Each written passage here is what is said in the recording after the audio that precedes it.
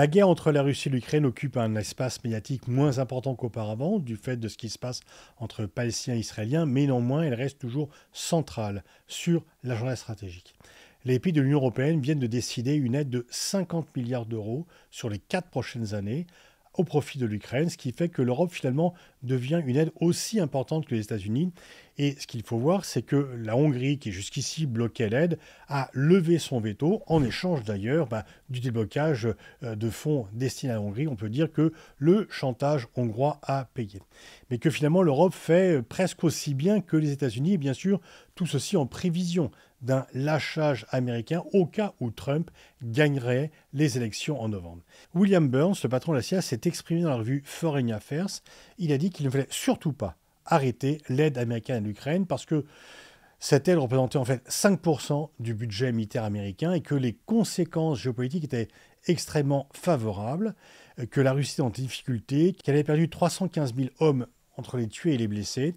Mais en même temps, il a lancé une année 2024 très difficile pour l'Ukraine. Donc il dit qu'il ne faut pas lâcher, c'est notre intérêt et que ce que l'on dépense pour l'Ukraine, finalement, est rentable pour les États-Unis. Et il ajoute, puisque le grand problème pour Washington, c'est le duel avec la Chine, que s'il y a quelqu'un qui observe avec la plus grande attention l'aide ou la fin de l'aide que les États-Unis accordent à l'Ukraine, ce sont bien les Chinois, parce qu'ils y verraient une perte d'influence stratégique américaine. Et que donc l'aide à l'Ukraine a une dimension européenne, mais également une dimension de stratégie globale dans la rivalité Chine-États-Unis. Que peut-il se passer par la suite ? En fait, il n'y a pas réellement de bonne solution. Certes, les Européens disent que la Russie ne peut ni ne doit gagner la guerre, qu'ils aident l'Ukraine et qu'ils veulent dire qu'ils aident l'Ukraine quoi qu'il se passe du côté des Américains, mais on voit que finalement, parmi les scénarios possibles, il n'y en a pas tellement qui soient agréables pour le monde occidental. Premier scénario, eh bien, on s'arrête là. L'aide occidentale ne permet pas à l'Ukraine de reconquérir les territoires. Et donc, en fait, c'est très désagréable pour les pays occidentaux, puisque nous sommes quelque part faits prisonniers de l'agenda ukrainien. On a dit que seule l'Ukraine devait décider ou non de l'arrêt de la guerre, et les volontés ukrainiennes, c'est de devoir récupérer tous les territoires perdus depuis 2022, mais y compris 2014, juger Poutine et que la Russie paye les réparations des dommages qu'elle a créés. Alors tout ceci, en fait, est légitime, parce qu'effectivement, c'est bien la Russie qui a déclaré la guerre, c'est bien la Russie qui a infligé des dommages et des destructions extrêmement importantes à l'Ukraine. Simplement, ça ne paraît pas réalisable. Simplement, on n'ira pas chercher Poutine à Moscou. Simplement, on ne jugera pas Poutine et on n'obligera pas la Russie, qui est sanctuarisée par son arme nucléaire, à payer les réparations. Donc, l'agenda géopolitique de Zelensky est inaccessible, sauf un effondrement de l'armée russe que l'on attend depuis longtemps et qui probablement ne surviendra pas. Donc il est peu probable que les buts de guerre ukrainiens, validés par les pays occidentaux, soient accessibles. Et quelque part, on s'est nous-mêmes mis en difficulté en disant que Poutine ne devait ni ne pouvait gagner la guerre, qu'ils ne doivent pas la faire, c'est clair, parce que c'est évidemment une violation du droit international, c'est évidemment récompenser les crimes de guerre, sauf que on peut craindre que sur le terrain, ils puissent garder une partie du territoire ukrainien. Que faire pour que cela ne se produise pas ? Beaucoup proposent d'accélérer l'aide militaire à l'Ukraine, de fournir beaucoup plus de matériel, d'intensifier l'aide que l'on peut accorder. Mais est-ce que cela suffira à ce que l'Ukraine puisse réaliser ses buts de guerre ? Ou est-ce que cela ne fera que prolonger la guerre encore longtemps au prix de nombreux morts, aussi bien du côté ukrainien et russe ? Eh bien, en fait, il n'est pas certain que, y compris l'aide militaire d'équipement technologique, les avions, les missiles longue portée, ils vont bien sûr aider l'Ukraine à ne pas perdre plus de terrain. Il n'est pas certain qu'ils puissent l'aider à reconquérir le terrain perdu et surtout tout le terrain perdu, non seulement depuis 2022, mais et aussi depuis 2014.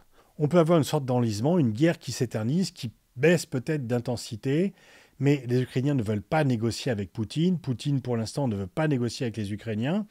Ou s'il veut négocier, ça prouve qu'il aurait gagné quelque chose. Et bien sûr, les Occidentaux ne veulent pas lui donner cette prime, ne veulent pas dire qu'il puisse avoir gagné et se présenter devant les électeurs en mars 2024 en disant qu'il a gagné une partie du territoire ukrainien et qu'il a atteint ses objectifs de guerre. Simplement, si vraiment les pays occidentaux veulent récupérer l'ensemble des territoires que l'Ukraine a perdus, la seule solution, c'est d'envoyer des soldats. Parce que ce n'est pas tellement en termes de matériel que l'Ukraine est en difficulté, elle l'est aussi. Mais c'est surtout en termes de nombre de soldats, parce qu'il y a 4 fois moins d'Ukrainiens que de Russes, et qu'il y a de plus en plus de désertion dans l'Ukraine, il y a de plus en plus de jeunes qui veulent échapper à la mobilisation, parce que tout simplement, cette guerre pour eux dure depuis longtemps et qu'ils ne sont pas sûrs qu'elle puisse gagner un jour. Et plus la guerre dure, plus finalement l'énergie des Ukrainiens baisse. On peut se mobiliser pour défendre Kiev, il est moins clair qu'on puisse se mobiliser pour reconquérir le Donbass. Et donc en fait, est-ce que, outre l'aide militaire que les pays européens peuvent accorder à l'Ukraine, on va lui envoyer une aide en soldats? Pour l'instant, non. Pour l'instant, non, personne ne le souhaite. C'est vraiment un tabou qui n'est pas levé. Et donc finalement, le souhaitable, c'est que la Russie ne gagne pas la guerre, et donc pour cela, il faudrait envoyer des soldats. Le possible, c'est que la Russie garde des territoires, parce qu'on n'ira pas envoyer des soldats contre l'armée russe au risque d'un embrasement, au risque d'une troisième guerre mondiale. Et dans cette affaire, comme dans d'autres, il ne faut pas confondre le possible et le souhaitable. Bien sûr, il faudrait que Poutine perde la guerre, il faudrait que Poutine perde les territoires qu'il a gagnés, mais on n'est pas du tout certain de le faire. Alors, on peut espérer effectivement que la contre-offensive qui a échoué en 2023 réussisse en 2024, mais il n'y a aucune garantie. La seule garantie, c'est qu'il y aura de plus en plus de morts. Donc, que faire ? Accepter que Poutine garde des territoires, mais en même temps, en réalité, il a perdu cette guerre. La Russie est moins puissante maintenant qu'elle n'était avant le déclenchement de la guerre. En apparence, Poutine a gagné la guerre, mais en fait, il a perdu. Mais bien sûr, le fait qu'il puisse garder les territoires est une remise en cause de l'international. Mais c'est vrai que les pays occidentaux, dans d'autres circonstances, ont protesté moins fortement contre l'acquisition de territoires par la force. Ou renverser cette situation, jouer un peu sur l'usure de l'armée russe en mobilisant plus d'équipements militaires pour l'Ukraine. Est-ce que cela suffira? Rien n'est moins sûr. Ou sinon, effectivement, envoyer des soldats pour inverser le rapport de force démographique entre l'Ukraine et la Russie, mais pour l'instant, ça a été refusé. Je pense avec sagesse, parce que là, ça serait vraiment entrer dans la Troisième Guerre mondiale. On voit bien qu'entre le possible et le souhaitable, il y a vraiment une différence, et que malheureusement, il n'y a pas d'option idéale pour les Occidentaux face à cette guerre en Ukraine.